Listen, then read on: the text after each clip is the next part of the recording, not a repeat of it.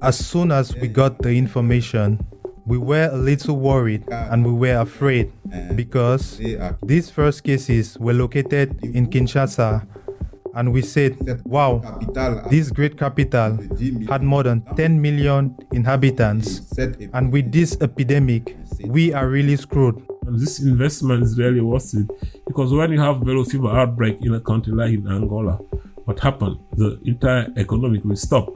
People will stop traveling to the country because of the risk, and it will take years to catch back in terms of economic recovery. So you protect life, population, you protect the economy, and this is really what we need.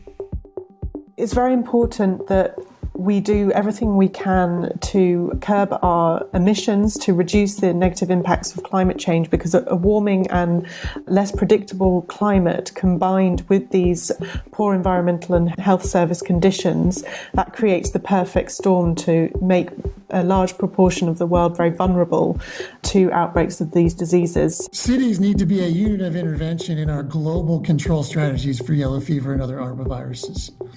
The future is, I think, bleak if we don't. This is something that will affect people in the US, for example, I think, in the next 10 years.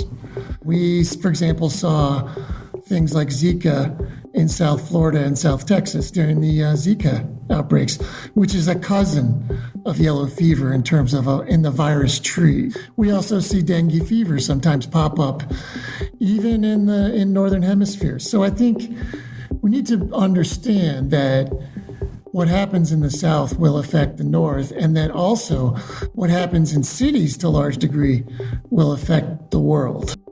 It's quite an exciting time. We have several innovations coming through.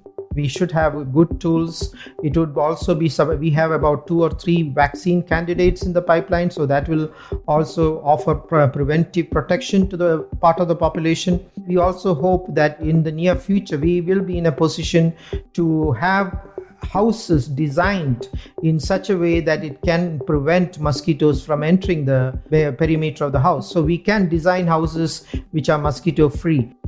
Seeing people dying of yellow fever, preventable diseases, children, in secondary school, parents bringing out all they have just to ensure that this child doesn't die. And I know they will die because we did not vaccinate them at time. 2 stories in particular amongst many was getting into a village in Nigeria where a young girl, 15-year-old, which the father was doting on this girl and was ready to take whatever amount of money he had, just get me the drug to make sure my daughter doesn't die. But then the daughter died. And being there, you see yourself helpless. The other one was my own colleague, a doctor who trained in the University of Berlin, who should have gotten the yellow fever vaccine, but got the card. There are a lot of people who do that. They won't get the vaccine, but they go and get a fake card. And then he got infected himself. He died. And that was really another painful experience.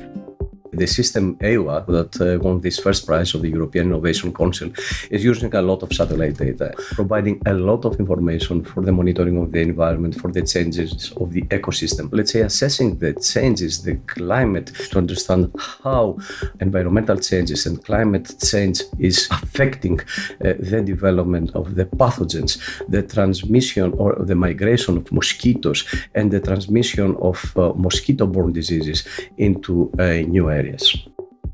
You have had a huge migration of people into remote areas that were previously forested that then become deforested, basically due to agriculture, but also logging, mining, these kinds of activities. So essentially you bring a lot of human beings into an area where they weren't before. And as you do that, you enhance the contact between humans and wildlife. So naturally that then leads to spillover events that we've been seeing all over the place. All species of non-human primates on the Americas continent are susceptible to the yellow fever virus, especially those of the Alowata genus, which are the most sensitive.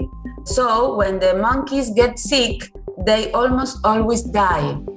This allows generating an early warning of viral circulation in the wild environment.